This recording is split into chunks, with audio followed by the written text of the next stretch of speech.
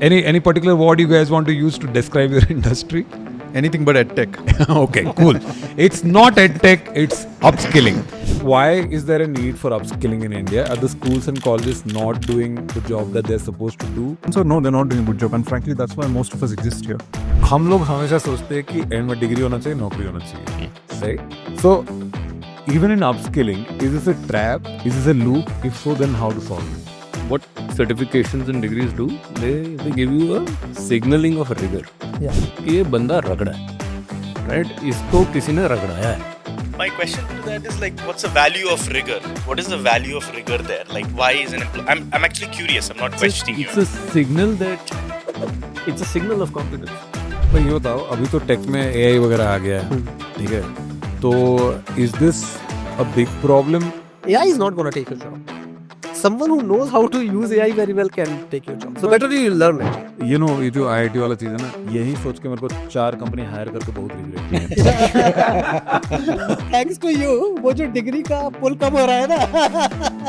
Leading the revolution. Leading the revolution.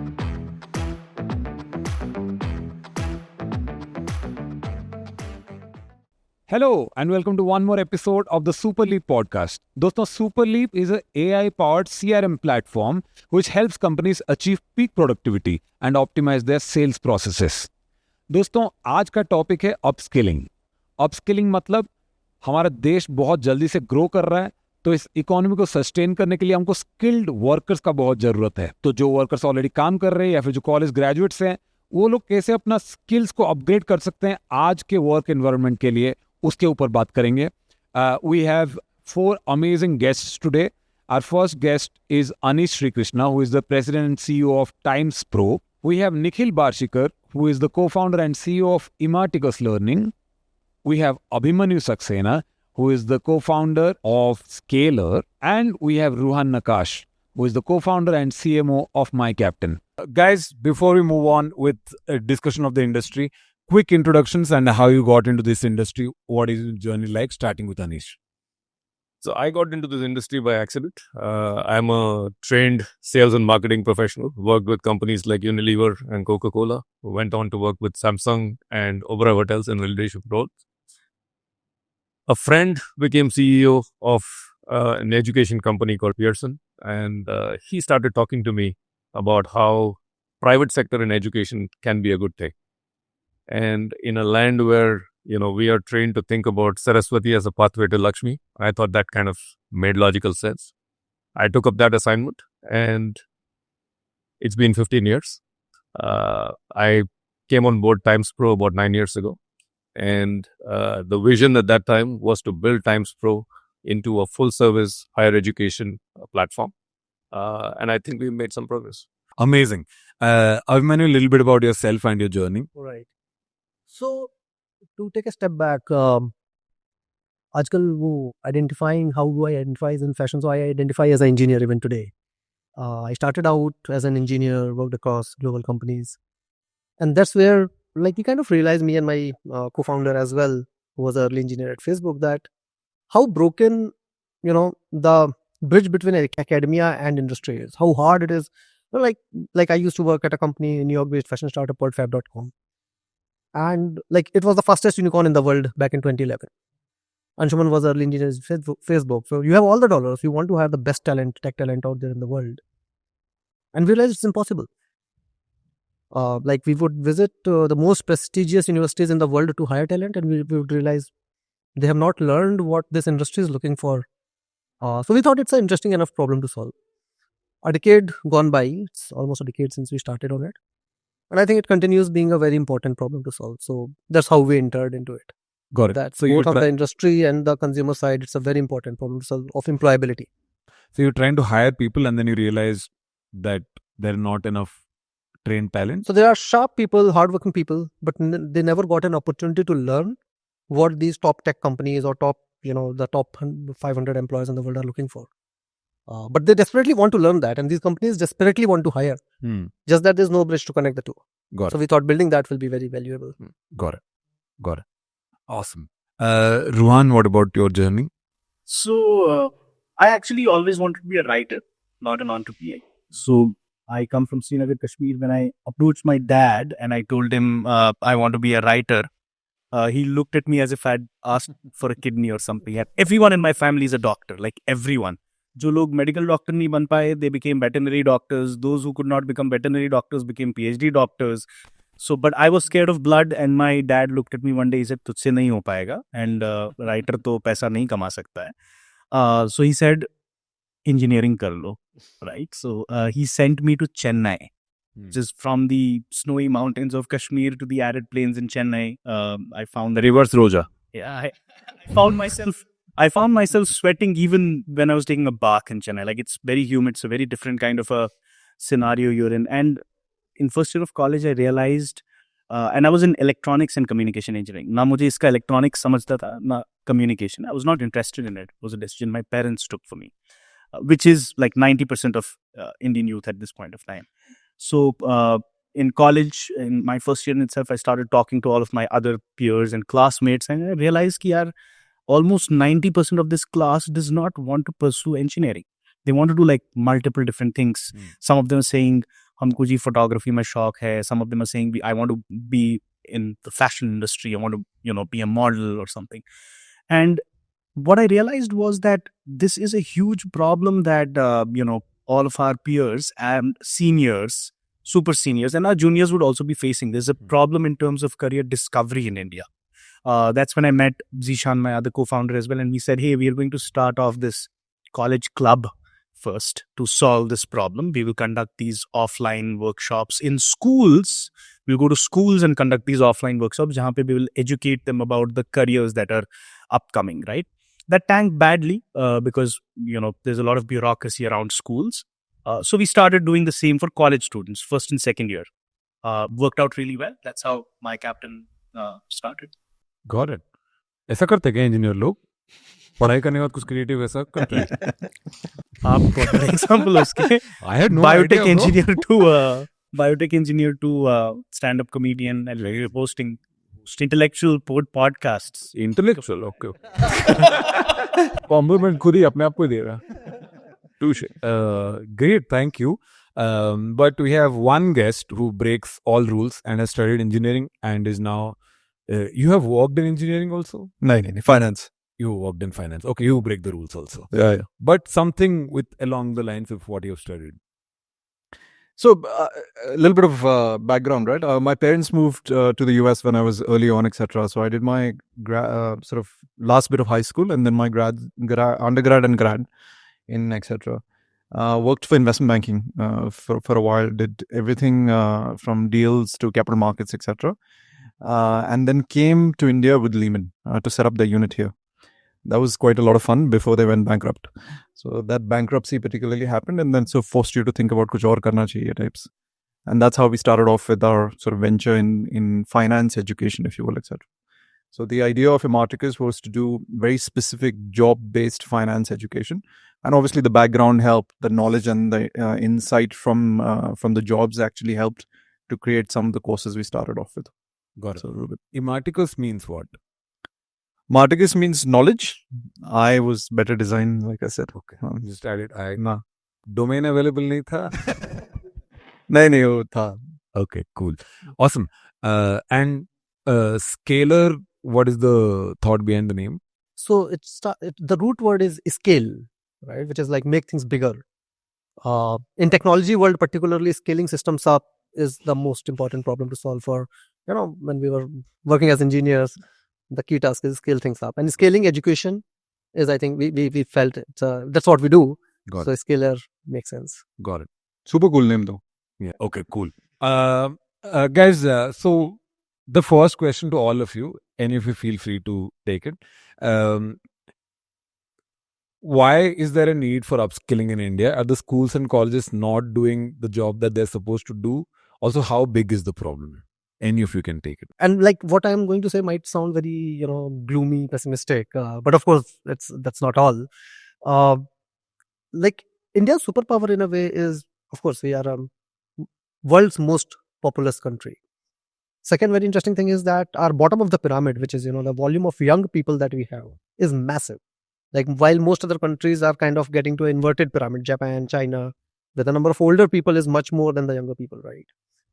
Now, this demographic dividend, as economists call it, that benefit that you get from your population, etc., is actually only a dividend if these people are highly skilled, if they can do productive work, if they can get employed, or they can, do something which is valuable. It quickly turns into a massive liability and risk if they're unskilled and unemployed. Because if you have, say, 100, 200 million people between, say, 18 to 30 year age, and they have no job to do, that can potentially lead into, massive unrest in the country. So upskilling, in a way, how I see it, as it's not an opportunity alone, it's also a risk. If we don't do it well, like it's pretty scary what the country might turn into. But at the same time, if all these few hundred, young people, if they're highly skilled, then definitely we are definitely, a superpower in the world. So that I see as the, kind of on a macro scale, the key reason why upskilling is super important for us. Got it. But the problem, the problem is only gotten, and again, I'm going to sound pessimistic and gloomy, and both of you better sound a little bit more optimistic than we are, is the problem is gotten in some ways better and in some ways worse, right? You asked the question, are the universities and schools not doing a good job? I think a certain very small element in terms of maybe the urban ones, maybe the privileged ones are doing a decent enough job. Uske baad the steep, the dive is very, very in terms of quality. So tier 2, tier 3 colleges employment rates are still horrible, etc. So short answer, no, they're not doing a good job, and frankly, that's why most of us exist here. Not to say that they shouldn't do a good job so that we can not exist, but at the same time, that's why we fill that gap. Like Abhimanyu was saying. So abhi tak bahut bada problem hai. Got it. I can basically, obviously, they've covered most of it, but taking it again one step back, because I come from my company is more like one step back, right? In terms of upskilling se pehle discovery. Right? Karna kya hai yaar? Like what am I supposed to do? Who am I in this world? So when he said that India has the largest youth population, like the average age is lingering between 28, 29 or something like that at this point of time in India.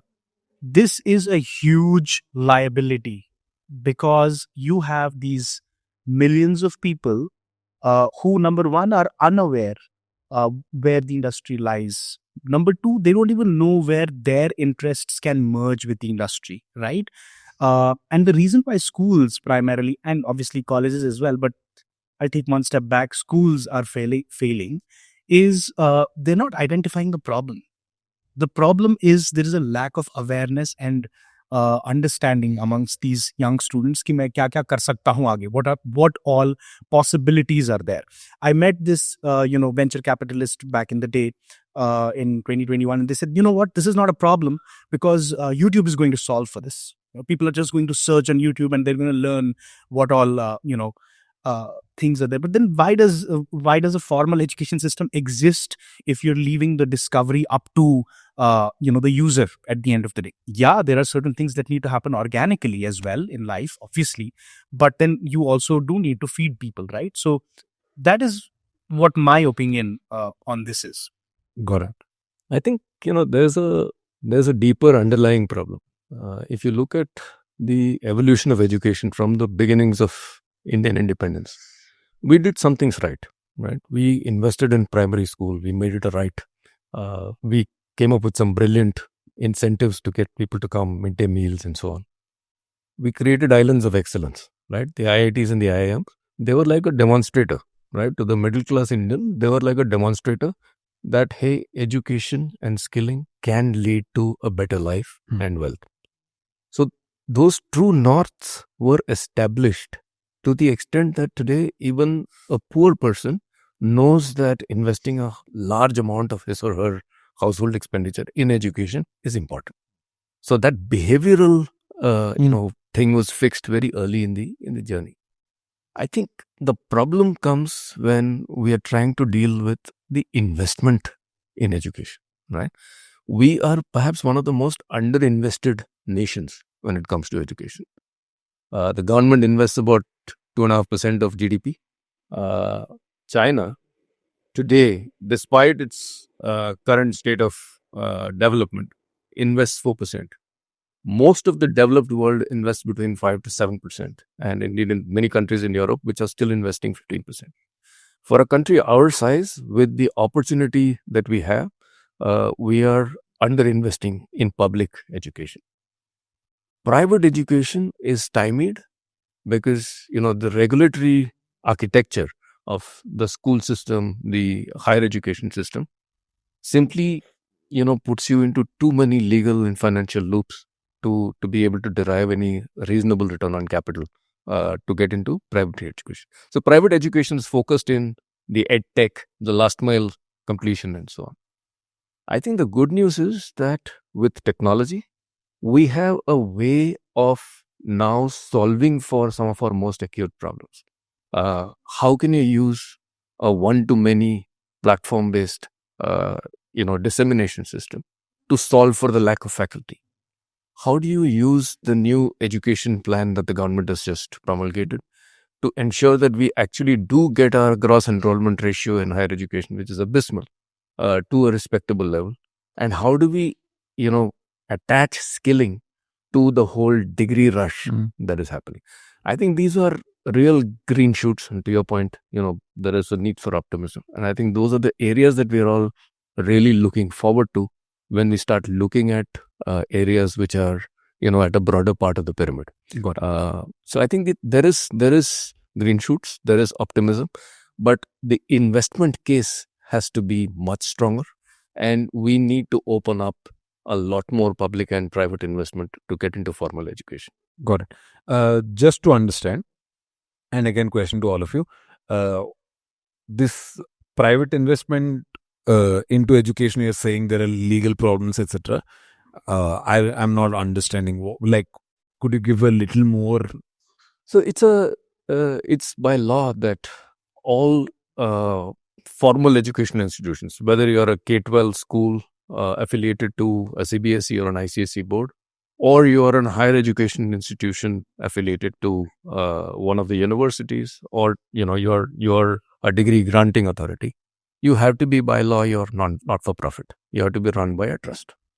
Now, most of these trusts are run by philanthropic donations, or they are run by private corporations seeking to create a legacy, but they are not allowed by law to take out the profit in their own name. So they are reduced to creating very complex structures, which most people deploying good capital may not be very interested in doing. If you look at all our businesses over here, we're all still playing in the vocational, executive, the fringe market. The non-regulated. Except Scaler, except Abhimanyu, who started almost an equivalent, which he'll, I'm sure, talk about later.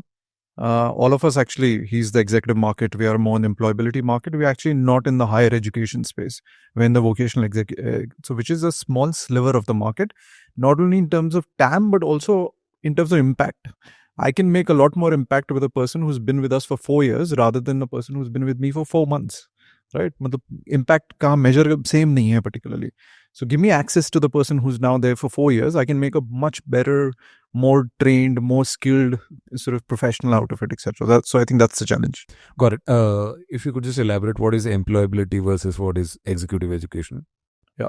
So when we start using the word employability or executive education, we're normally looking at it from an outcome perspective.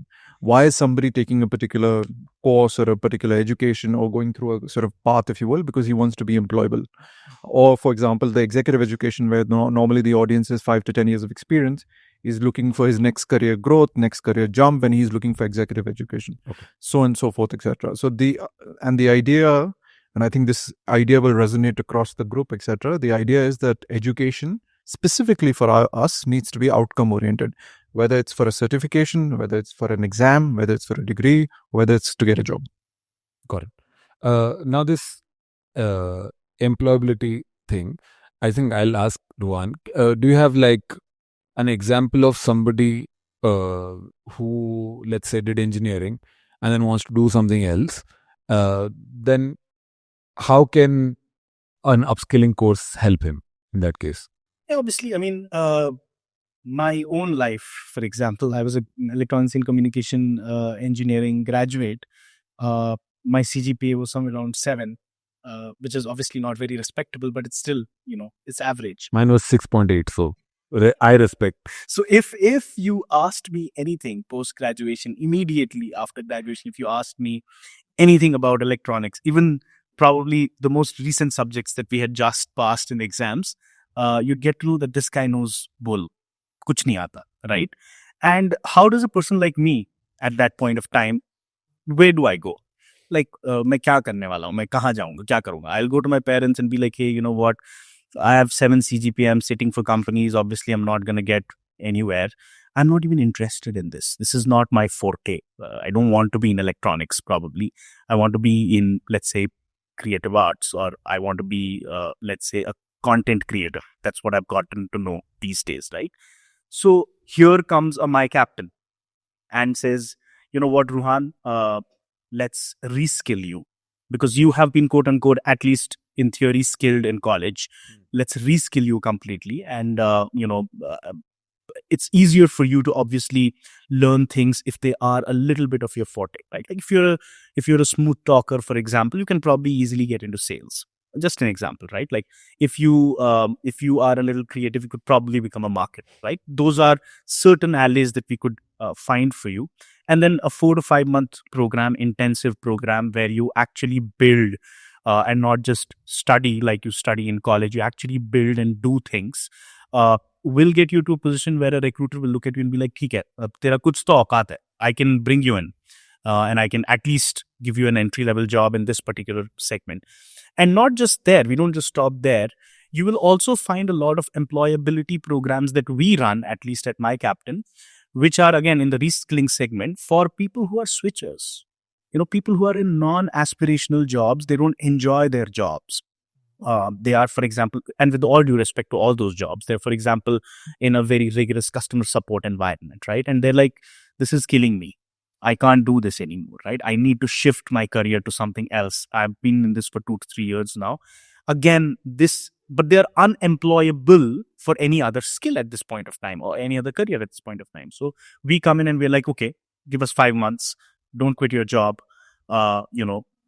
While you're at your job, you also do this on the side. Look, build your portfolio, you do whatever you need to do, and then we can fit you into a company in a role where you are happier, right? And that's just, I know this is extending a little bit, but that's just one more point that I want to add. Like, no one amongst us, we are all talking about upskilling.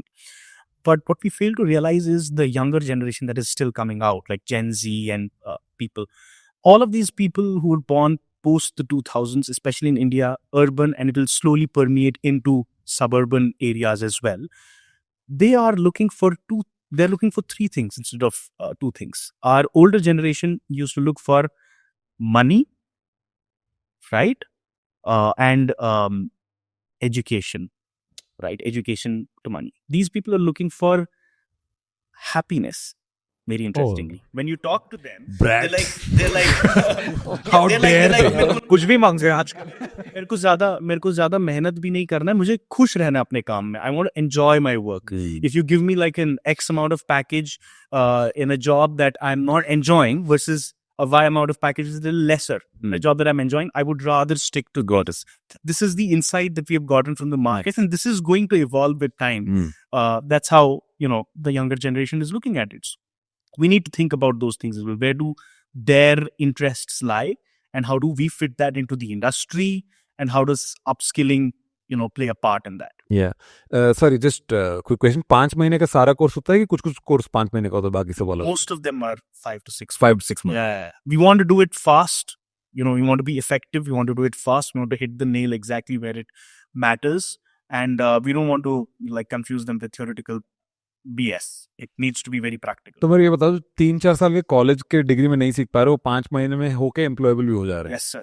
It's very much possible. I mean, Abhimanyu can probably talk about that. 8 महीने के program में they're able to do what a 4-year degree won't be able to do. Because unlike him, tech is like UI UX का कम नौकरी होता है India में, I think, but tech का तो भरा हुआ है. बहुत jobs है, correct. And still you're managing to upskill people to a degree where it's like making a material impact on their life. So again, there are भाई कि वर्ल्ड उतना black and white नहीं होता है. There's no magic wand कि I can say कि यार बस आओ, तुमको कुछ नहीं आता है, 3 महीने में बढ़िया जॉब मिल जाएगा. ऐसा नहीं होता है, right? Because a company which is hiring, they need you to kind of deliver at the job, right? And so you have to build solid skills, you have to build solid foundation. Even as a matter of fact, as we talk about quality of job as well, getting a job is one thing, the quality of job that you get is another important parameter, right? So certain foundation building is also important, because let's say if Amazon is hiring an engineer, they wouldn't hire just because यार मैंने ये API इसको आता है, ये framework आता है तो hire कर लेंगे. They also want to validate कि this guy can, the technology, framework, etc. will keep changing. Language that you are coding in will keep changing even when you are employed at Amazon.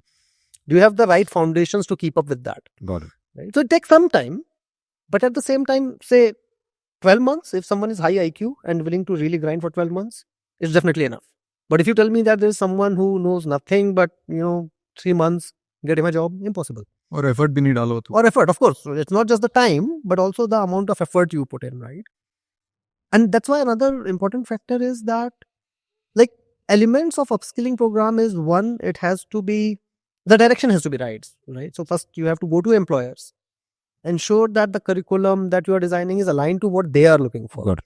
Right? मैं एक academician, like मैं big shot हूँ, मैं बताऊँगा क्या पढ़ना चाहिए, that doesn't work. You have to go to the industry, understand what do they look for. Then it has to be very practice oriented, right? And most importantly, efforts, right? The individual who is doing it, magic wand नहीं है कि बस आप आ गए तो हो जाएगा. You have to put efforts. Like going to a gym, right? You have to turn up every day. You have to, sweat to get there. पर ये बताओ, अभी तो टेक में AI वगैरह आ गया है, ठीक है? तो ये तो 10 साल पहले था भी नहीं, आई थिंक. लोग पढ़ते भी नहीं होंगे, पता नहीं मेरे को. So is this a big problem? If so, then how are you tackling this? That's why I was, maybe I'll refrain from naming folks here, but I was catching up with one of the top 3 guys in AI in the world. And this gentleman holds a very strong belief that the 2 sectors which will be most massively impacted by AI is one, education and healthcare. And he believes education more than healthcare. Right? And they are also doing some early things there. जैसे कि I hope I'm using the right references. Alexander, his teacher was Aristotle. तो उसने उसको one-on-one बिठा के वो पढ़ाता था कि देखो, this is how the world is, this is what the philosophy of world is, how things evolve, game theory, all of that, right? फिर वो जाके पर्शिया को ले लिया या फिलोसफी सीख के. Right? Now that was something that was exclusive to, having such a high quality teacher to you, जो आपको बैठ के one-on-one पढ़ाएगा. That was exclusive to the royal families. AI can get that to everyone, yes. Right? Imagine this कि आपको कुछ सीखना है, आपको जावा सीखना है, आपको let's say ये सीखना है कि WhatsApp का बैकएंड पूरा जो बड़े 10,000 सर्वर्स का डेटा सेंटर चल रहा है वो कैसे बनाते हैं. Now imagine that कि मार्क ज़करबर्ग की पर्सोना आपको बैठ के अकेले वो सिखाएगा. You can ask your questions. You can say कि ऐसा क्यों किया, ऐसा क्यों नहीं किया. Right? And you can have a discussion. Got it. Now that could be accessible to everyone. Right? Tech में भी जो लोग बोलते हैं कि अरे AI टेक का जॉब खा जाएगा, again even we are so deep in the field, catch up frequently with people who are building the largest models for programming. We are actually working with some of the companies to help them build as well, because of the amount of data that we have. AI is not going to take your job. Someone who knows how to use AI very well can take your job. So better you learn it. But I'll tell you one thing, right? This thing, there's a flaw in this, not a flaw, but there's a counter this, is that you are assuming a motivated learner. आज technically motivated learner होना, वो financial modelling भी YouTube देख के 10 videos पढ़ के कर लेगा एक्सेट्रा. सो अगर मोटिवेटेड लर्नर हो, फ्रैंकली अगर किसी को सीखना है कुछ, वो किसी को कोई नहीं रोक सकता आज. मतलब spend some time etcetera on the internet etcetera and you will get there. So to me I think, and that's where it goes back to the your earlier question etcetera, your education system अगर domain भी नहीं सिखाते, मुझे कोई problem नहीं है. 3 चीजें सिखा दो: ability to learn, ability to be curious about things and ambition. ये 3 सिखा दो, बाकी सब हम देख लेंगे. That type of thing. I think that's bang on, right? There are 4.5 crore students in higher education today in this country. Less than 25% of them are employable, right? And the problem is that the formal 16 years of education has not prepared them to survive 3 questions in any language in a job interview. Today, the large employers, right? 3 questions isn't 3 questions deep. Right. As in just the first question can be what's the name? नाम बताओ, तुम किस company में आए हो, उसके बारे में कुछ बताओ, और आगे तुम करोगे क्या, यहाँ पे तुम्हें क्या समझ है. So 75% of people can't. You will surprised. You'll be surprised. We cannot handle 3 questions deep. And the problem is not that of knowledge or intelligence. The problem is that of confidence, right? What he just spoke about, ambition, translates into confidence. The constant rejection that bulk of these kids, and they're not going to be working in tech, they're not going to be working in those niche areas. They're going to be working in large employment sectors like banks, going out and selling casa, right? Going out and perhaps going and doing something in hospitality. You need a certain kind of confidence to be able to pull off those jobs. So when TimesPro goes out to colleges, we are actually looking at that as the next challenge, because there are solves for the intelligent, the highly motivated learner. But when you look at the underconfident learner, when you look at people who will not turn up for class after paying for it, when you look at people who will not take the test because at the last minute they're too nervous to take it, will not turn up for the interview, that's where I think the large problem of scale comes in. Got it. Right? If we can equip that learner, and we've had some fantastic outcomes. I always talk about, one particularly egregious example, an auto driver's son in Coimbatore. He came into our course. Father had borrowed money to pay for the course. Stayed for a week, and he said, "Listen, I can't do it. There's too much English. I don't understand it. And I'm Tamil speaking. I don't think I'll survive. I don't think I'll get a job." My counselor brought him back, and she told him, "Listen, it's okay. English is not a must-have. You're not going to die if you don't speak English. But you have to learn what you have to do in the job." That guy finished the course. He came back, thankfully, finished the course. And today he is a manager with one of the prominent private banks. And that has pulled their entire family out of their economic level and pulled it into the next level. And I think that is a salutary kind of story that we should all look for. So if you can just equip people to talk and just talk confidently, then you are saying that also has a material impact. I would remove the word just from it. नहीं actually उसमें एक और जो baseline है कि India के जो education system रहा है स्कूल कॉलेजेस में, एक बिलीव बहुत ज्यादा इनग्रेन हो जाता है कि भाई आप जो भी कर रहे हो एक एग्जाम में नंबर लाने के लिए कर रहे हो या फिर आप इंटरव्यू क्रैक करने के लिए कर रहे हो. And that is I think very problematic thing. कि जैसे एक anecdote I remember some gentleman was narrating, and मतलब दिस प्रॉब्लम लाइज नॉट कि ये मतलब बॉटम का प्रॉब्लम है या एकदम जो मोस्ट इंटेलिजेंट लोग हैं, just top to bottom. This incident I recall a gentleman who went to a top IIT, went to a top IIM, and his placement season जो IIM में चल रहा है, I think there was some good top tier bank which had come for placement, and this guy was caught cheating in the selection process of that bank. Now why does he have to? मतलब you are the peak talent of the country. आप नहीं cheat करोगे तो भी most likely you will get selected. Even if you don't, there will be next company which will hire you, right? But वो एक छोटी सी चीज जो लोगों में बहुत ingrained है कि ये एग्जाम होगा, ये इंटरव्यू होगा, इसमें कुछ भी करके बस क्रॉस कर लो and then you are sorted. UPSC की प्रिपरेशन इतने लोग क्यों करते हैं कि बहुत साल घिसाएंगे, देन आईएएस ऑफिसर बन जाएंगे, फिर लाइफ सॉर्टेड. बचपन से हमको बताते हैं ना कि 12th में मेहनत कर लो, आईआईटी चले जाओगे तो लाइफ सॉर्टेड, ये इंटरव्यू क्लियर कर लो तो life sorted. Thing is you have to learn, you have to deliver every single day, you have to create value every single day of your life to have a good life. वो चीज बड़ी missing है, and that is rooted in, मतलब it's easy to blame people कि अरे वो ऐसा करते हैं. Why have they become like this? Because of our education system. Which drills in कि भाई देखो ये स्कूल का एग्जाम हो रहा है, इसमें जितने नंबर आ गए उसी से आपकी पूरी वर्थ, आपकी औकात उसी से डिफाइन होगी. To some extent competitive exams हैं, ये कॉम्पिटिटिव एग्जाम होगा, इसमें जितना रैंक आया उससे तुम्हारी औकात डिसाइड होगी. It's always 0-1. It's always 0-1, zero sum game, right? So that is, I think, a fundamental problem. Yeah, I think that also comes from like pre-1991, you only had government jobs and life actually में set हो जाती थी एक exam clear करके. So I think we have forgotten to move with the times. Also, just to add on the motivation bit, because this is something that we have dealt with a lot at MyCaptain as well. As education companies, our primary goal, actually, if you break it down, is we are trying to solve for a motivation problem. amongst learners and students. There are intrinsically motivated students and there are extrinsically motivated students. And we usually have this blanket statement कि यार motivation वाला बंदा जो है वो YouTube से सीख लेगा, इधर से सीख लेगा. What we realized over years and years of talking to these students that we had is that motivation is a spectrum. There are extremely motivated students. There are थोड़ा motivated students, थोड़ा कम motivated students. और इसको solve करने का एक ही तरीका होता है, which is like if you teach them in an adaptive manner. Personalized. Yeah, more personalization. And that is where I disagree with that when we say, what, a motivated learner will just learn anything online. You need mentorship. And if that's AI mentorship or that's real mentorship, that's subject to debate. But what you need is personalization in terms of understanding something and understanding the application of it. And the more interested the student is in that particular topic, the more motivated they will be intrinsically. So hence, again, go one step back.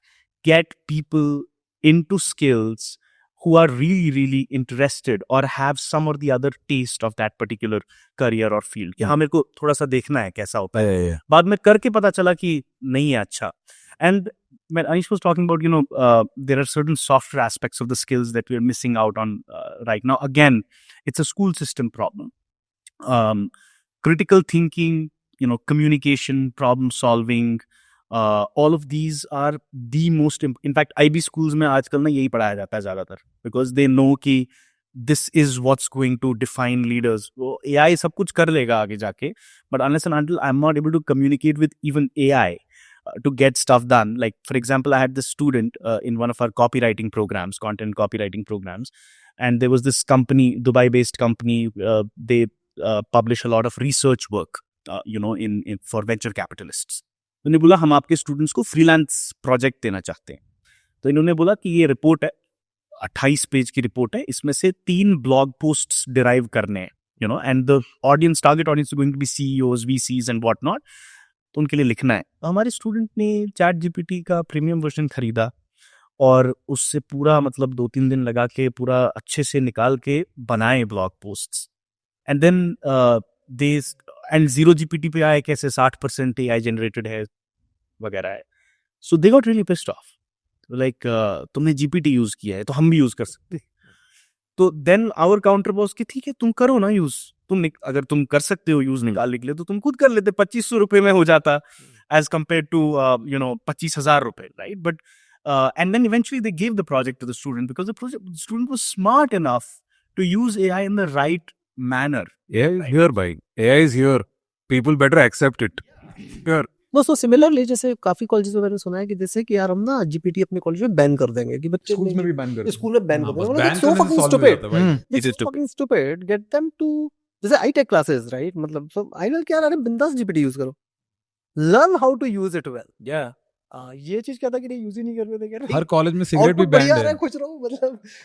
My issue na early on na schools में use करना है. I'm still No, I'll tell you why. Yeah. Because बच्चे use कर रहे हैं and the ability to write anything here is not there. No, Today if you use it or I use it particularly, so the kids, instead of asking them that you should not use it, they need to be trained on how to use it effectively.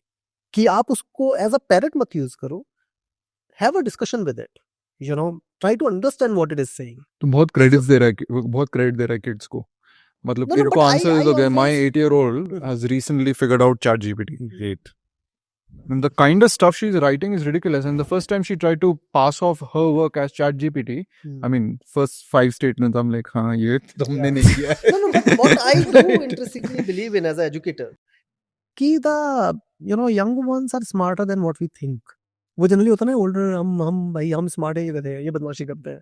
It's actually not true.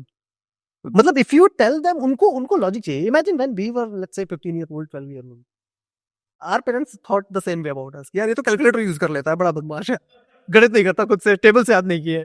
Yeah, it's exactly. But if our parents, like we were fortunate to have parents who taught us well, right? But when they explain कि how you should use it, how you should not use it. It's a fair point. So I think instead of saying कि वो use नहीं करना चाहिए, they have to be in a way, new mode of education have to be built, which trains them how to use it effectively without it harming them. So there was an interesting use case of an American higher education campus where ChatGPT had become so rampant that, and it was a liberal arts college. So their problem was that students refused to write anymore. So the professor said, okay, now we're going to not ban ChatGPT, but for half an hour humor me. Here's the topic of the essay. I want you to use pen and paper and write it. Okay. After that, put your pens down. Now let's get ChatGPT to write an essay on the same thing, and all of us will critique it together. It developed critical thinking, and it became a very popular sort of way of handling. Yeah, it's a very good way of doing things. And I think it was a good way of saying, listen, we can't deny the technology, but it's there. So let's now use it intelligently. I thought that was intelligent. One other point I think it's important to make. I think AI is helping to solve, not yet there. It's helping to solve for a very core problem in education, right? And this has been the case since the first classroom ever started. There is a top 5% of the class. Aristotle had one, but there's a top 5% of the class who doesn't need much. There's the next 30-40% who need some inputs, and with that they'll move from mediocre to the next stage. But the bottom is something that nobody cares about. The professor doesn't look at them. Yeah. The marking there starts lagging. Everyone celebrates the top 5%. Our IIT IIM system is the same we were talking about.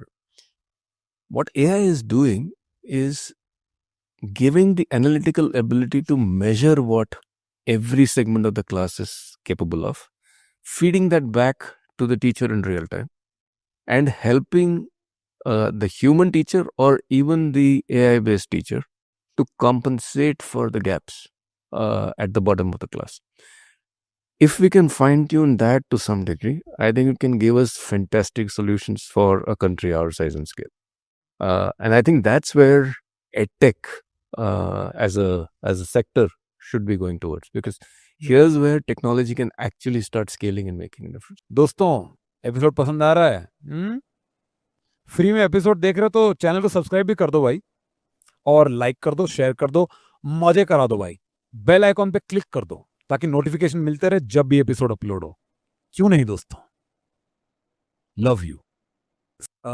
So I have one interesting point to add to what we're discussing is that जो YouTube से सीख लेगा motivated student type का है. I have a counter example of that, which is me only. Okay, so I'm very motivated to learn anything, and I've tried learning everything from YouTube, but कुछ नहीं बनता उसका. Okay, because the learning becomes very fragmented, and you actually need somebody to tell you how to learn. Yeah. पहले ये सीखो, बाद में ये सीखो, बाद में ये सीखो, बाद में ये सीखो. So I've tried learning music from YouTube for 15 years. I'm still at like a second grade level of a trained musician. Nothing happened. I've tried learning chess. उसमें भी कुछ नहीं होता है. Because like you're saying ना कि it has to be personalized. Many of these things have to be very personalized. So that argument is out of the window for me कि YouTube से देख के कोई सीख लेगा. Of course, motivation is very necessary, but also guidance is equally necessary. Sure. Great. So my next question is, of course, this is I think this is a global phenomenon because the world is changing much more rapidly than ever. So upskilling has become not only a need in India but across the globe. Are there any examples of other countries where people have adopted to upskilling? Maybe South Asian countries, China, somewhere. If so, then has it been successful? Yeah. What has happened? So China is crazy actually, and like it's a very interesting thing that China is very closed. While we get to know a lot what's happening in US, what's happening in Europe, we barely get to know what's happening in China.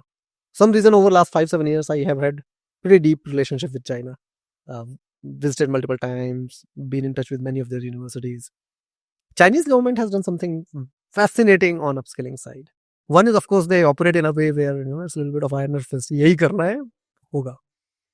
In last 4-5 years, one interesting thing they did was that they have created a lot of new kind of schools, higher education institutions, which are ultra super focused on what's needed in the industry.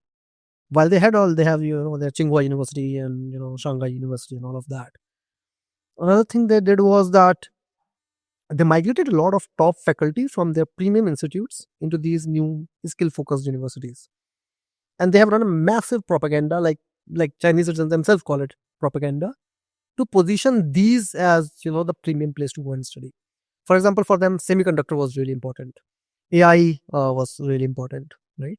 So government have fueled massive capital, massive propaganda machinery, and talent to fuel this. They started doing this about 5-7 years back. Today, again, a little unknown fact, China is actually the highest quality of output in AI is coming from China. It's ahead of in many of the factors. Like I was using a Chinese app 7 months back, which was able to generate the kind of videos that this last week's release of Sora, etc. is generating. It remains closed. People, they I believe they intentionally don't want it to get popular across the world, but they're way ahead. Semiconductors, I have not heard much what progress they have made in terms of tangible output. But they have been investing massively on that. And it's a government machine. It's not just, some private player. So they build like brick and mortar universities based on these skills. Yeah. And they're trying to attract the best quality of youth to come and join there. And basically, they're positioning those universities as our IITs. To some extent, what we are doing at Scalar, the Chinese government is doing that at a massive scale. And the regulatory environment approves that. But Of course, like it's being run by the government. So Yeah. so this is what we want to do. look, the other example I really like is the Singapore example. They've been doing it for a while. They have something called a future skill type of program where every citizen is given a certain amount of dollars, if you will. And the Chinese government, Singaporean government actually sort of matches that and fuels that, if you will. And they find the training players, providers to actually give out that education for free. Lifelong learning concept in Singapore is quite, and every Singaporean citizen is doing that as a so kafi scale pe they're able to do that, etc. It's a great example. Yeah. We should do something similar. Got it. I think, if you look at vocational skilling and how it's handled, even in Commonwealth countries, you look at Australia, you look at the UK, there is a certain amount of credibility and respect given to vocational education. And it's not just tech education. The plumbers, the carpenters, the basic skills have a certain economic value. I think our cultural norms have been to somewhere look down upon on vocational education, and this has been traditionally the case. Today, I think we're beginning to learn from the experiences of a lot of these countries, and today we've set up a lot of programs that are looking to create a parity for vocational skilling, and this will hopefully improve export of talent from India, even in these skill categories. That should be a salutary. When you say we, do you mean like TimesPro? The Indian government and companies like TimesPro also participate in the last mile delivery of these skills. So there's a lot of government skilling programs like PMKVY, Pradhan Mantri Kaushal Vikas Yojana, DDU GKY, Deen Dayal Upadhyay Kaushal Vikas Yojana, and so on.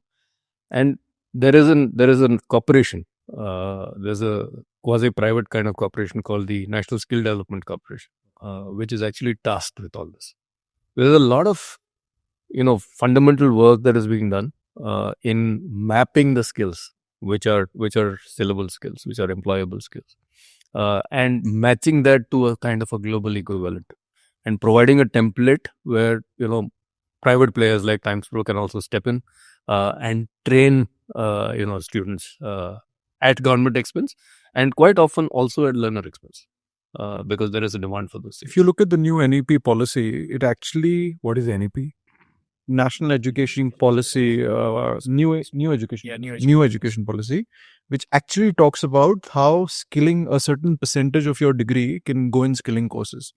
The problem with the regulator particularly is not the intent, it's actually the speed on ground. NEP has been in play for now 3 to 4 years, but on ground change particularly is happening, but it's happening slowly in a country like our size.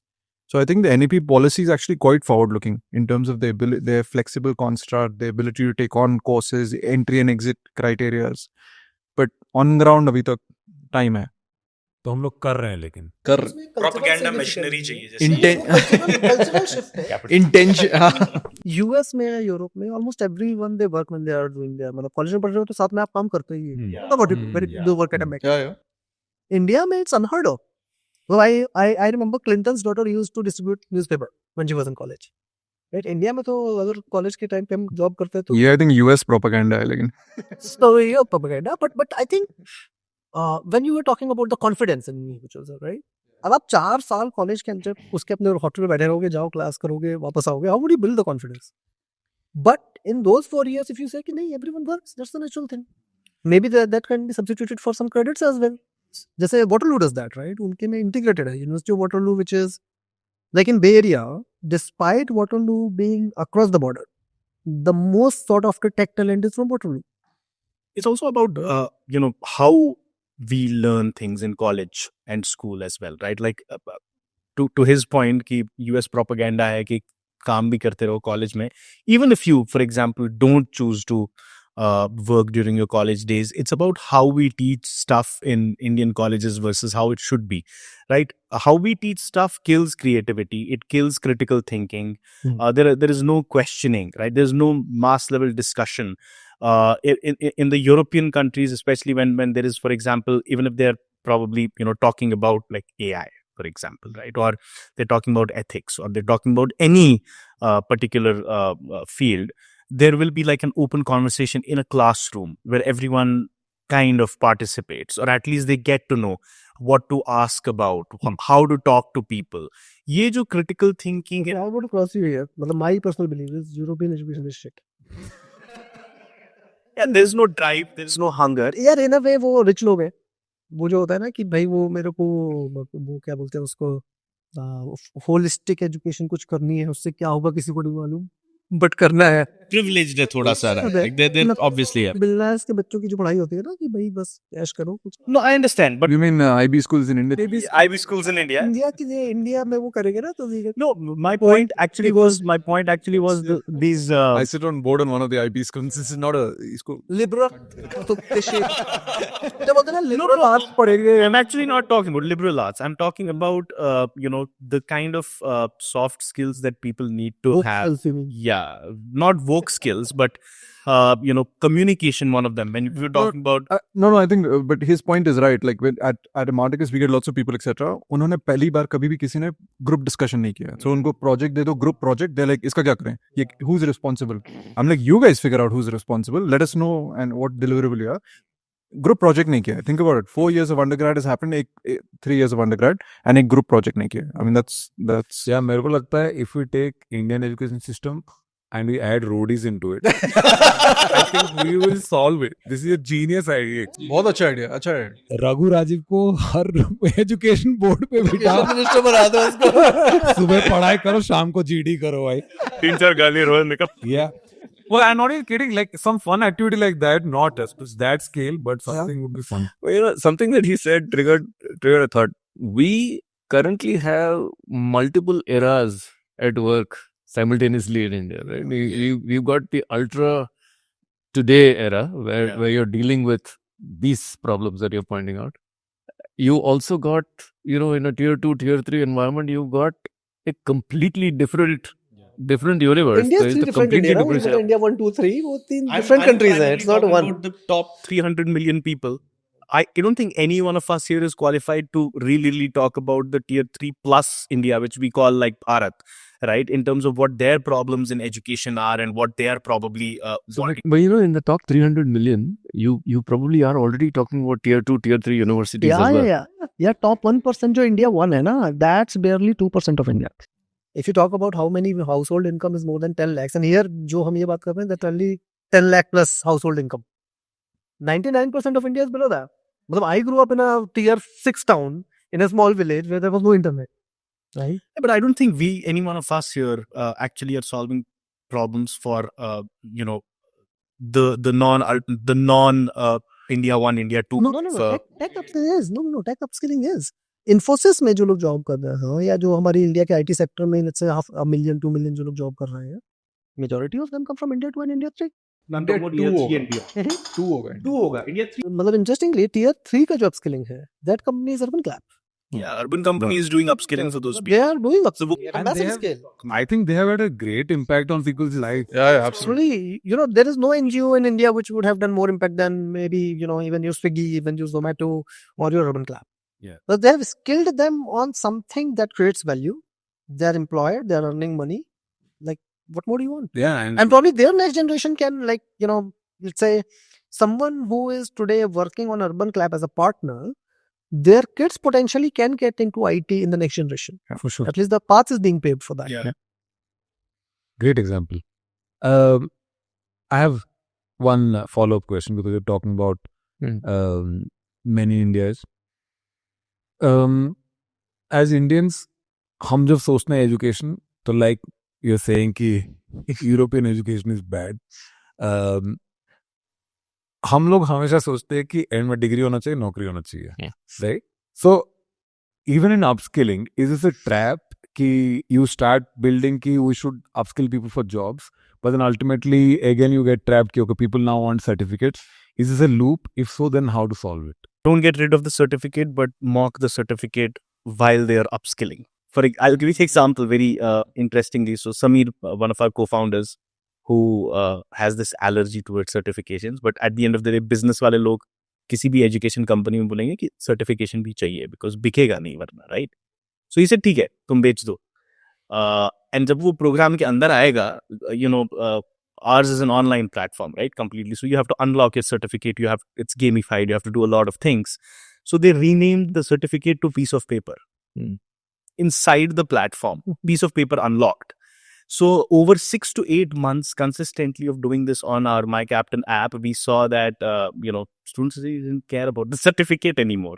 They cared about their portfolio more, interestingly. Because we हमने थोड़ा सा उसको sexify कर दिया for a lack of a better word portfolio के कि ये तुम्हारा प्रूफ ऑफ वर्क है. आज के जमाने में प्रूफ ऑफ वर्क चल रहा है. So I think at the top of the funnel while bringing the users in, don't demonise the certificate. You can't do it. If you do it, धंधा नहीं चलेगा, बिजनेस नहीं बनेगा. And inside, whatever change you can make, you need to make inside. This will eventually reflect in the next set of customers that you get in. Because these people who graduate from the system are eventually going to say, yaar, certificate se kuch farak nahi padta. And then probably certain referrals from them will not be looking for certificates. That's the only way to solve for it. Actually, I had a view on it. Yeah. मतलब पहले let's double click on certificate का मतलब है क्या? What is a certificate, right? Now it serves two purposes. One is कि मैंने कुछ सीखा था, which probably I learned over 6 months, a year, 2 years, whatever time it took, right? Now for a person that I'm going to speak to next, उसके पास इतना time नहीं है कि वो मेरा पूरा वेट करे कि भाई तूने कितना ठीक से सीखा नहीं सीखा. Certificate is meant to be a kind of closure to that कि नहीं ठीक है, we have evaluated this guy thoroughly, उसने सीखा है. That's one purpose of certificate.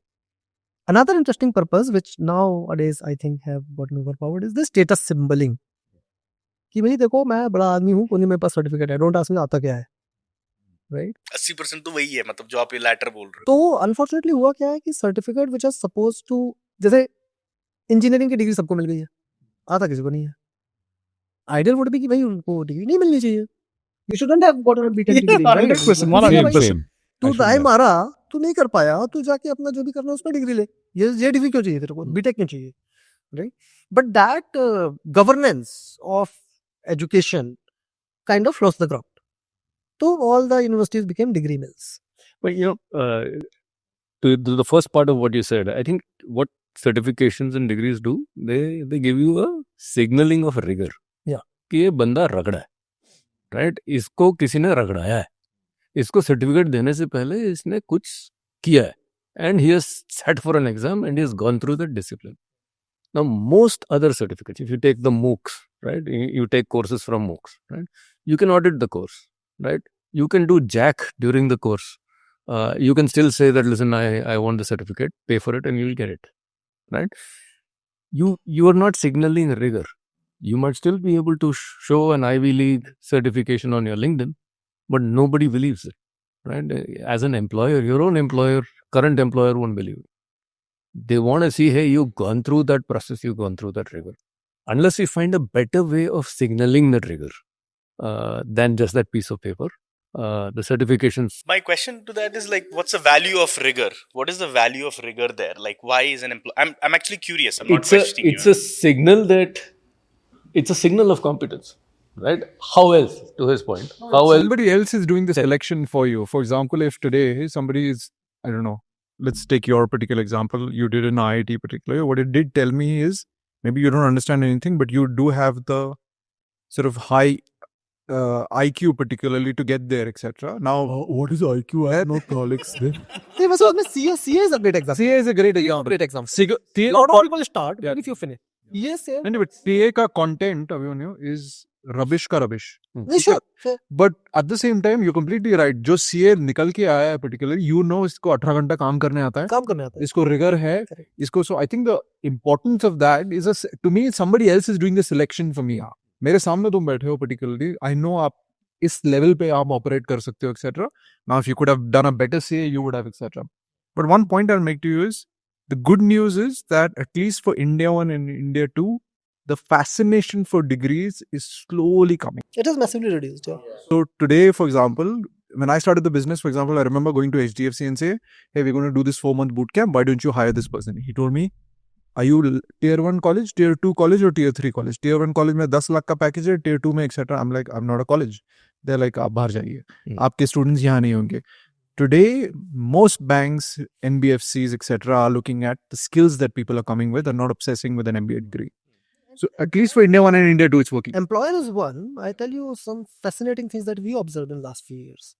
Even on individual students and their parents' side, in Scalar School of Technology, we have had people, like I'll put the like kind of indexes here. Say IIT Bombay, the kid is getting, has finished 12, has 1500 AIR, is getting, let's say, civil in IIT Bombay. And he says that I'll rather go study computer science at Scalar School of Technology. Like, dude, why? I'll be very honest here. भाई IIT Bombay है वो. And this guy is saying कि यार मेरे को I have been coding for 2 years. I love coding. उधर जाके मैं वही करेगा. कि वो फिर मैं सिविल की अपनी एग्जाम्स पास करूंगा, फ्री टाइम में कोडिंग करूंगा. I'll rather do this. So this was, to be candid, I wouldn't have expected this. No, Too early. We would have expected that, a few years down the line when there are fascinating outcomes, then people would do that. It started happening much sooner. So, वो जो आप बात कर रहे हैं कि वो degree ठप्पा, उसकी वैल्यू बहुत तेजी से कम हो रही है, particularly in India 1 and India 2. India 1, India, and like if I go further, India 1 के भी ऊपर, India 0. वहाँ पे तो अब उनको है कि कोई फर्क नहीं पड़ता. वहाँ पे तो India 1 में तो कोई फर्क ही नहीं पड़ता. Bangalore, देखते हैं इंडिया 0 किधर से आ गया इधर. which is people like you, right? India 0 Basically तो 0 है. No, I'll tell you. Bangalore में आप सारे IT कंपनीज में जो सीनियर प्रोफेशनल्स हैं, स्टार्टअप के फाउंडर्स हैं, many of them have 17-18-year-old kids, right? None of them would be preparing for JEE. I'm glad. Because there's luxury. See, that's I'm very happy. That's privilege. देखो मैं जहाँ से आता हूँ उधर को JEE का प्रिपरेशन करो, अच्छा जॉब पकड़ो, that's only option नहीं. What are they preparing? No, so they would Going abroad. either think of going, let's say, Boston University, Waterloo University. Some of them take a drop year to just The explore. higher order label, degree or such, but it's still the same chase. No, but not all of them. Then many of them would also, they would say कि there are a lot of modern kind of options. Many of them say कि 12th के बाद मैं internship करना चालू कर रहा हूँ. उसके पापा ने लगा दिया कि इधर जाके तू काम करना शुरू कर. That's truly there. Yeah. That's true. So I know there was this gentleman, both husband and wife, they were very senior tech professionals at Apple, moved back to India. The kid just finished 12th class. अभी उनका ये है कि तू एक काम कर, IIT Madras का ऑनलाइन BS है, तू वो ज्वाइन कर और फैक्ट्री में जाकर फोन बना और तू काम चालू कर. Because the kid says कि यार ये मैं कॉलेज जाऊंगा ना, मतलब I have done more than what people learn in 4 years of engineering. उससे ज्यादा मैं already सीख चुका हूँ. But I mean, ये बहुत privilege Yes, view on India life. 0. That's why I was talking about 0.01%. Yeah. India 0. बहुत छोटा सेट है ये. But in a way, that is the world which have seen it all. Right? They have seen industry from the top. क्या चल रहा है? What is going to come ahead? ये पूरा जो value chain है, my fundamental belief is that value is created, the true north lies with the employer and what the employer is looking at. So if you look at brands like ISB, for instance, not recognized, not regulated for profit. It created their own brand, right? Because the employer said, I'm good with it. It's not a degree, right? There are those exceptions that the employer truly, but largely speaking, the employer is looking at some kind of a proxy for competence, right?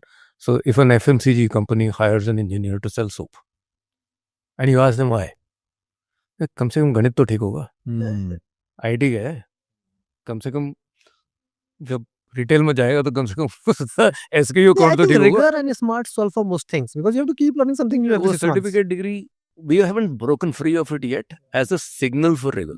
That's my. And that's not मतलब ऐसा illogical.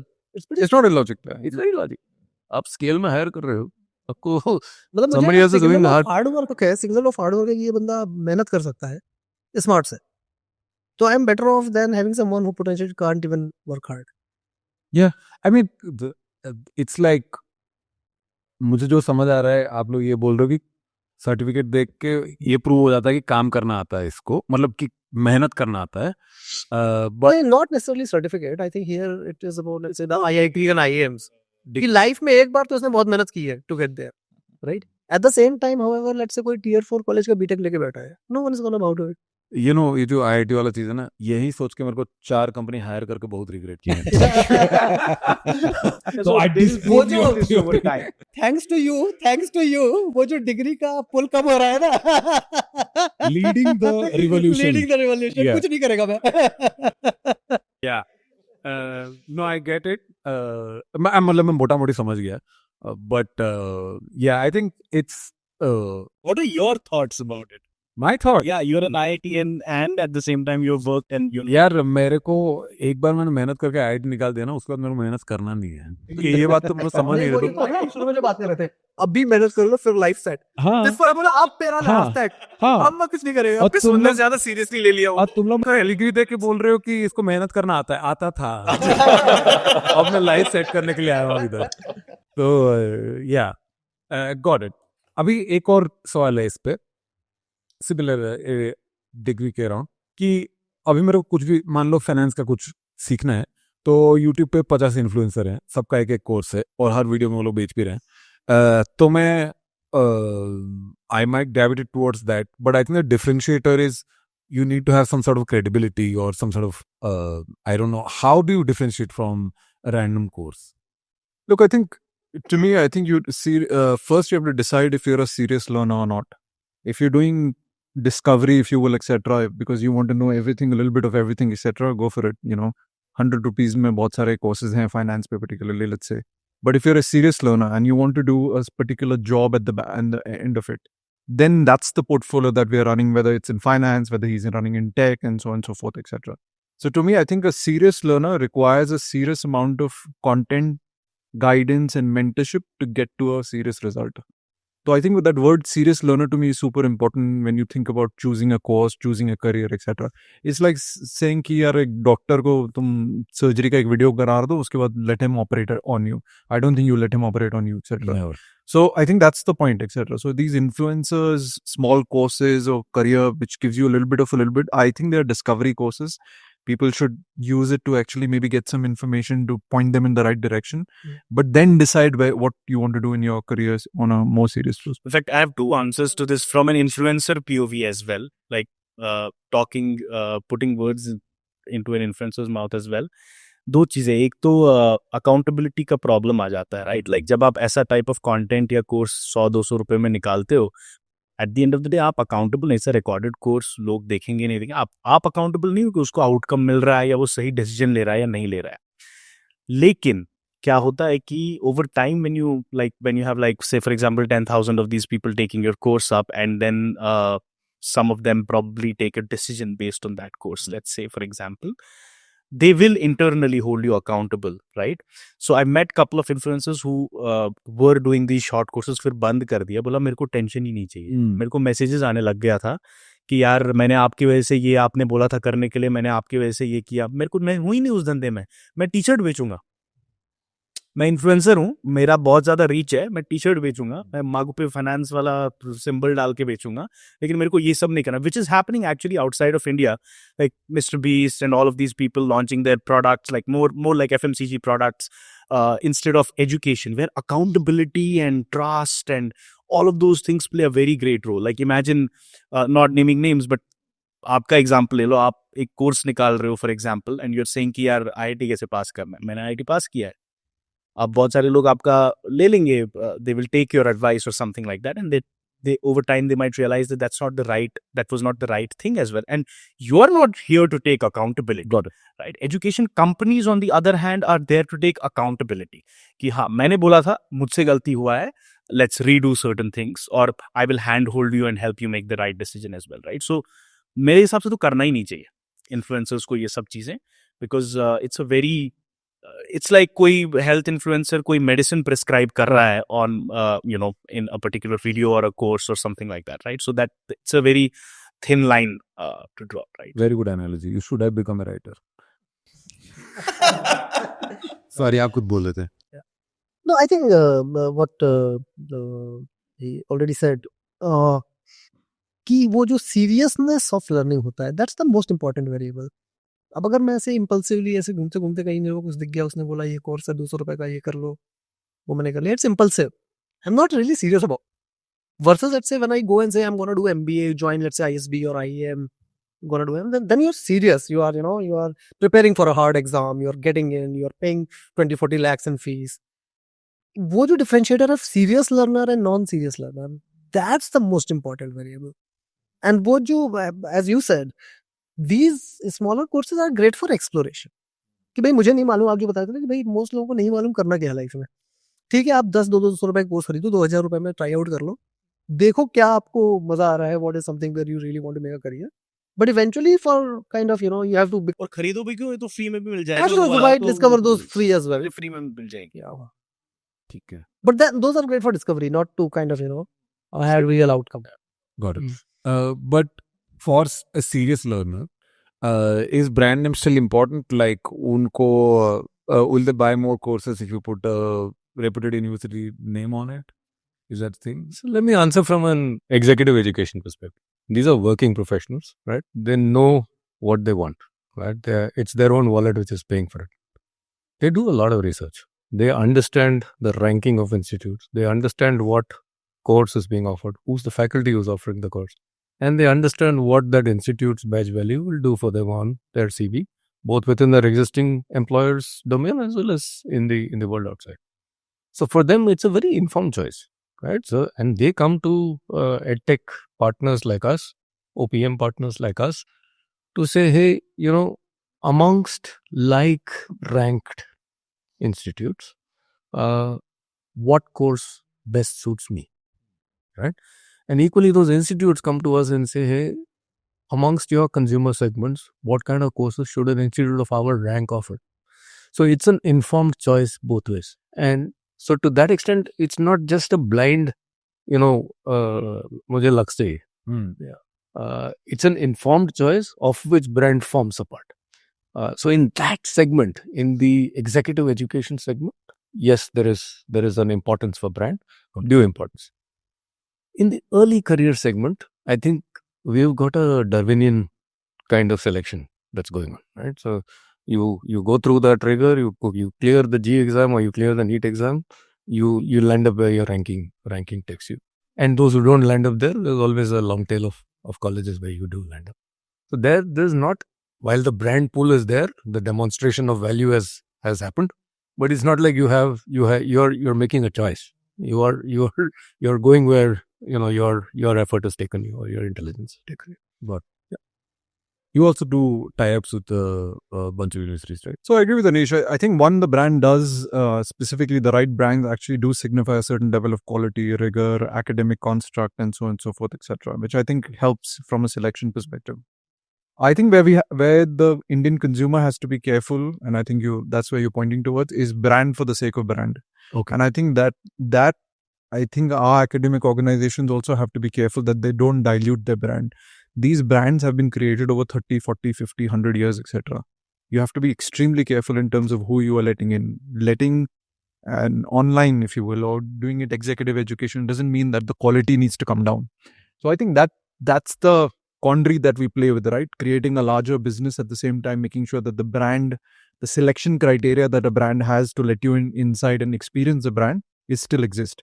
ये हमेशा ऊपर नीचे होता है, etc. Some brands do a better job. I personally think the US schools actually do an extremely good job. For example, Harvard is, executive business has been there for years and years, etc. Their online business has been here for a year. I think some of these US schools have set the standard on how to create multi-brand strategies and also have a different brand for a different consumer set. Indian academic organizations are learning. I think we'll get there, but I think it definitely signifies a certain set of quality. Got it. Awesome. Just one more question, that some of the upskilling is done offline, some is done online, and I understand some of you do both also. What are the difference between online and offline upskilling? Starting with you. So we operate both at fairly good scale. We have a campus with 2,000 students in it. And then we teach like at a time 20,000 people online, right? What I see is that both are like serves to different TG Campus किधर? in Bangalore. In Bangalore. और कितने लोग हैं वहाँ पे? About 1,000 folks in campus 1,000 folks. Okay. across our School of Management and School of Technology. और एक साल का होता है कोर्स, कितने टाइम का होता So our technology course is full 4 year. Full 4 year. Residential full 4 year. BTech. It's a BS from IT Madras or Got it. Running. And our management course is 18 months long. Okay. PGP, postgraduate program. And then we operate this online programs for working professionals, typically 12 to say 12, 14 months.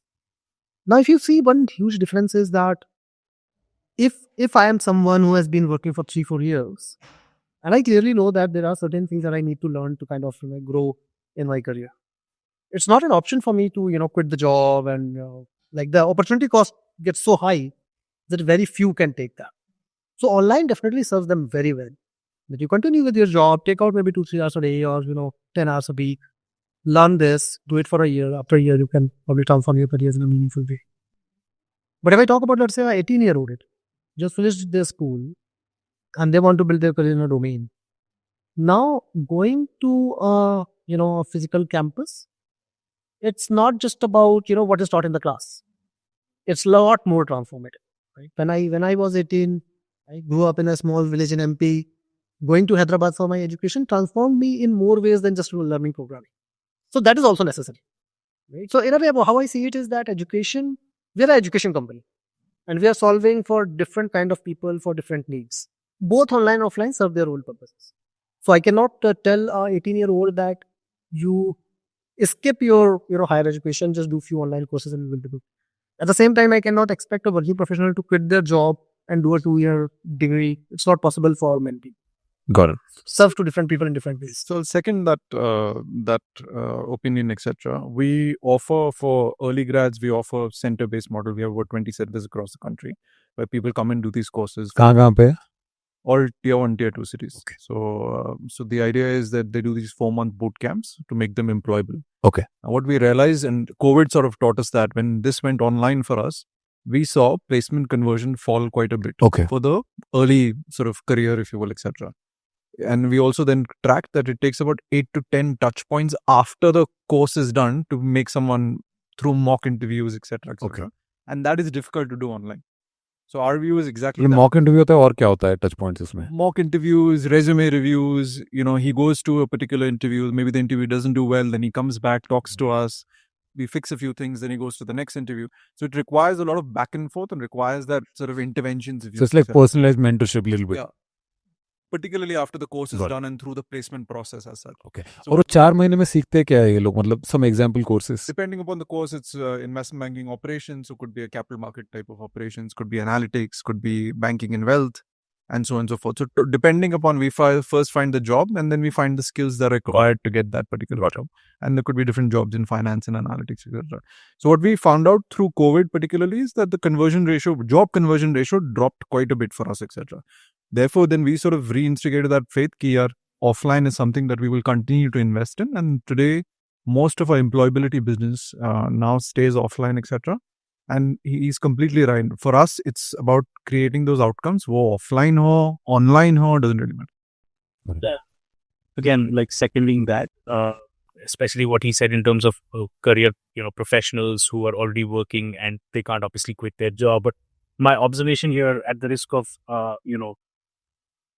apne pair pe kulhadi marna, is from an impact POV, I feel, offline is obviously more impact. So, but it's just a matter of time. When we're talking about AI, for example, and we're talking about adaptive learning and personalized learning and, a lot of assistance, for example, if you just check the recent Santa update of, ChatGPT, now you can video call ChatGPT and you can, screen share with ChatGPT as well. Now imagine if, I don't know if the API keys are available, if it's openly available or not right now, but imagine the implications of this on online learning, at a personalized level. So the difference between online and offline, obviously offline, it's more holistic. You get to meet more people and stuff. Community is something that we'll solve for later. But in terms of the quality of learning in itself, or the quality of personalization, mentorship in itself, is a little lesser in online right now because of the barrier of the screen, right? Imagine the implication of what I just was talking about in terms of sharing your screen with ChatGPT and a voice which is again personalized to your favorite. Amitabh Bachchan is telling you, देखो तुमने action seat पे ये गलत मारा है, अभी ऐसे करो, इसका मतलब ऐसे होता है, and is teaching you in we were talking about this movie Gunda that you covered in one of your videos before, right? So is teaching you with references from Gunda. Just an example, right? So to keep you engaged and interested and happy, and in the same time, reinstate certain ideas in your head. So it's just a matter of time that in terms of quality of learning and in terms of the adaptive learning, in terms of the depth of mentorship, in terms of the depth of data that we will have from a learner's point of view, is time a matter of time that it will start matching at very cheap rates. That it's not going to be extremely costly, an extremely costly affair. It'll start matching the quality of offline. But holistic learning, as he rightly said, 4 saal ka program hai. Holistically, you will always learn more when you are amongst. And there's no argument that an offline program has more engagement, more completion, more hard outcomes than an online program. I think the way we look at it at TimesPro is that we look at each of our segments very differently. So when we look at a B2C intervention for a postgraduate problem solve, we believe that cohort has the maturity to handle an online program. Got it. Even within those, there are some institutional arrangements where we say, hey, we want to bring them to a physical learning center where they will learn as a cohort, but they'll learn online. Right? So they'll sit in a center and they'll all be looking at the computer screens, but there is a cohort experience there. For different kinds of cost structures, and this is important when you try to scale, it may not be always possible to deliver that program at scale with the constraints of a physical learning center everywhere, right? So you can do that if you are able to command a certain fee point, but you can't do that, at a scale of 1 million learners, right? So when we look at the opportunity, we look at it and we tailor it accordingly. So when we do government interventions, right, which is happening in rural villages where electricity is a challenge, we actually send educators down to those villages to build that skill. Wow. When we do capability building for bureaucrats, similarly, the desire is that it has to be physical. What is capability building? So the government has a lot of capability skill building programs for our bureaucrats, both central and state government. So police, for instance, right, or people who are managing large events, they need to be trained for disaster management. Got it. Right. Now these things you cannot impart over Online. a recorded online program. Right. ये That PPT needs to देख लो. be- तो riot हो गया तो याद रखना guys, number 3 bullet point. Correct. So it's courses for it's horses for courses. In that sense. So we look at each use case very, very uniquely, and we do it. We for instance deliver something called a Rashtriya Madhyamik Shiksha Abhiyan. Through that we deliver vocational courses for school children, funded by the government. Got it. Right? But we do that within the classrooms of government schools at scale. Right? You can't expect that age of cohort to engage themselves to a completely online learning medium. So you've got to solve for that. So we look at each. So it's sort of a hybrid model. You did online offline. It's a hybrid model in one sense. Sometimes it's a completely offline delivery. So we keep ourselves nimble according to the use case. So whether you're age 15 learning from a school in Meerut, or you're age 55 going for a leadership program, there's a specific solve for your particular needs. Amazing. So we haven't chosen to go this way or that way, but there will be a different solve for the segment. Amazing. Great. As actually, like when you describe, then I realize the impact that everybody is having. Guys, next question, because this is a podcast powered by Superleap AI, which is sales CRM software powered by AI for smart companies. My next question is, when you hire a salesperson, what do you look for? Like, I'm sure there are many different sales cases, so it'll vary a little bit from each person to each person. So what do you look for a sales hire? For us, there's primarily one singular criteria. Can this person make a friend? That's what it breaks down to. Like in India, we don't have restrictions on ये English में बात करना है, क्या बात करना है, Telugu में बात करना है. If this person is able to make a friend over a phone call, this person is good enough to do the job, right? And if you're able to make someone a friend, then you're obviously also trustworthy. Like you sound trustworthy, you look trustworthy. Obviously, no one is going to be friends with someone over a call. जो उसको लगेगा कि ये तो कुछ मतलब trust issue आ रहा, right?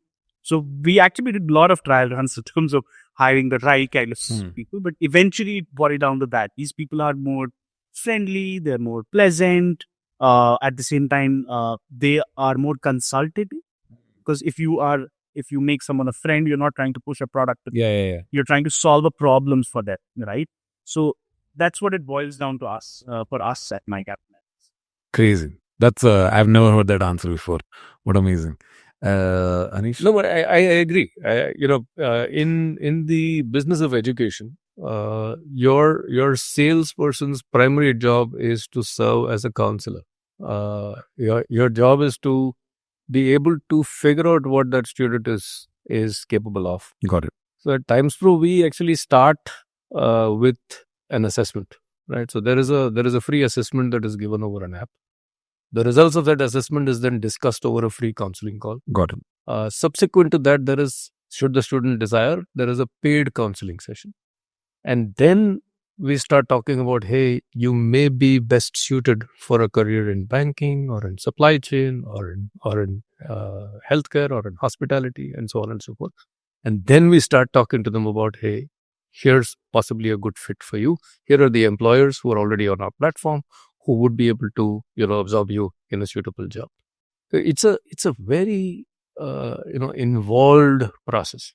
And you don't want people who are cutting to close, at first stage. You do want them to close, but you do want people to be able to come across as someone who can counsel and who can actually give good advice.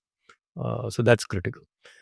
Of course, we live in a tech-enabled environment, sales environment. So you want these people to have basic skills, basic digital skills, to be able to learn the CRM that we operate in, and to be able to work within the analytical frameworks that are there. And that's a given, but that can be taught. Got it. Like he said, I think, the ability to come across as a friend, the ability to have enough knowledge to be an advisor or a counselor, that's critical. Got it. Nikhil? I think you covered it all. No, very similar thoughts. Got it. You are all hiring friends. Okay. At Scalar, what are you doing? Yeah, I think just add one flavor that your enrollment process changes massively. When you talk about which program, which scope you are talking about, right? When you talk about executive education, like people you are interacting with are super smart, working professionals, executive. They are looking for, in a way, someone who can be a trusted advisor. Very specific question. I'm a Java developer. I'm working in this company. I have given these are my dream companies. This is the kind of roles that I want to get into. Can you help me figure out that there are my gaps? How would, what are the interventions that would help? There has to be, a really smart, person who can kind of help them figure out what they. So it's, in a way, it's less of sales, more of helping them discover, what path might help them get where they want to. And in many cases might be that, the coach says that, for your goals and where you are, you have nothing to offer. Right? And that's the right thing to do. Then flip over, let's talk about our, the residential program. We don't have a sales team here, because then there is only a team which helps address the queries of. It's exceptionally selective. We have 3% selection rate. People who are selected, if they have any questions, queries, there's a team which can address their questions with a lot of clarity. Got it. But as I said, that it changes massively depending on the product and who is the target audience. Understood. It's insane that you don't have a sales team for the offline business. That's crazy. Like bits planning, right? Like you would say, here is my bits exam, write the exam. If we feel that you will do great in our program, and then if you have questions, right, that what is the credit structure, what the course is, then someone will address that. I think the North Star is for not any of us to have sales teams and have only Discovery. Yeah. Digital discovery. Yeah, but it's very interesting the way you guys put it. Actually, I was just thinking about here, because it's a long conversion. I think somebody comes and then they have issues, etc., etc. So it's very clearly stated that you have to be a consultative person. But I feel like generally also in most sales jobs you have to listen to the client and understand and give them what they need. So amazing insights, guys. Before we wrap, just want to understand. How does the future look for everyone? Any big plans? What do you guys think? Will AI kill you all? Or what's happening? I'll start with Nikhil. No, I think, look, I mentioned earlier that we are at playing at the fringes, if you will, and we are a very small, whether it's ed tech, it's vocational education, or it's alternative education, whatever name you would like to keep. We are a very small percentage of the overall market.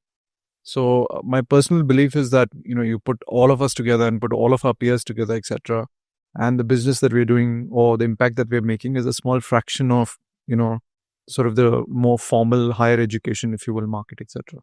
So I think one big piece is there's a long way to go for all of us. All of us can build significant businesses from here on. Can make significant impact in terms of in millions of lives of people. So that's one macro view. As it pertains to Imarticus, I think the idea is that we've chosen a few sectors for ourselves, whether it's finance, it's analytics, or in the future, even digital marketing, for example. Within that, we want to make sure that our product is, we have products for, or we have programs for the people who have just graduated to all the way to a CXO level. Got it. So I think that, and we'll build those products out, build those programs out, whether it's offline, whether it's online, whether it's India, whether it's international, meaningfully over the next 4 or 5 years. Very nice. So for us, different kind of an answer there. Like obviously we want to start building capabilities in terms of being able to impart more impact. That's why I was a little more, open about the impact of online versus offline. We have been primarily online so far, and we want to slowly and steadily, move into offline as well, deliver hybrid learning experiences, because we feel that that customer love is extremely important to grow in education. Referral rates need to be high. And for that, you need an offline kind of a touch and feel with the learners. Also, from a product development point of view, I think what has been coming up in terms of AI at this point of time is extremely exciting, at least for me. And I feel that experimenting with that and understanding how that's going to enhance the learner's journey and how that's going to probably save cost as well. You might not need as many actual teachers. You might need like a head teacher, and then you have these AI teachers. How can that work out at scale is going to be a very interesting piece, on the product side of things. Got it. Awesome. Yeah. No, I think if I go to the macros, back to the macros, right? India's growth story is in a way, kind of undersigned by almost everyone. The largest investors in the world. A 3 trillion economy. The question is whether it will get to say 12 trillion or 30 trillion. The question is not whether it's gonna go to even 12 or 15 trillion or not. So we talk about where is that value gonna get created from. Primarily that value, like a 3 trillion to 15 trillion, does not come from just throwing more labor, right? It primarily comes from tech, right? Or like high skills. And naturally, so a lot of skill building has to happen. How does that happen? There are two extremes. On one side, we have the China story. However, China works in a very controlled manner. Like, whatever has to be done, government will step up, they'll do it, they'll set up universities, they will force people to do it. Another extreme is US, where it's as open market as it could be. Probably they will allow for-profit education. India has been little more influenced by the American model, which in my opinion is also the right thing. That like India cannot, kind of live with a dictatorship. right? And that then means that a lot of players like us, a new age of education has to emerge for India to get to that 15 to 30 trillion journey, right? It's a lot to be delivered, and most likely it's going to happen from private sector, because government also clearly knows that the kind of capability of higher education, new modern higher education, skill building that has to happen, the government cannot do it all alone. Private players are, a lot of investment from private players has to come in and has to happen. So like a lot to happen. Got it. Awesome. So our journey as TimesPro has been, the inverse of most other tech companies in education. We built the business first, and we started investing in technology only recently, right? So the last 2 years has been a transformative sort of phase for us, and we've built out a platform and app which can today actually help us go down to a very, very low ARPU training program, as well as handle all the other segments of our business, whether it's B2C, B2B, B2G, or B2B2C, and all of that. So to me, we are right now at an inflection point. And from here, the opportunity for us is to actually realize that holy grail of lifetime value of the learner. So if you look at our portfolio today, in bits and pieces, and very small fraction of what the total target market would be, we handle ages from 16 to almost 60. Right? How do we scale the important segments within it, and how do we manage that portfolio well will be what we will look forward to. And technology and AI, I would like to look at it as an enabler rather than a killer, because it's going to create as many opportunities as it kills. And to us, how do we solve for the problem of one-to-many in education, a problem that's as old as education itself? Using AI, I think that will be a really important problem to solve. Amazing. Guys, what a great session. Fun also, interesting also, and I hope the audience got to learn something also. Thank you so much for spending your time with us today.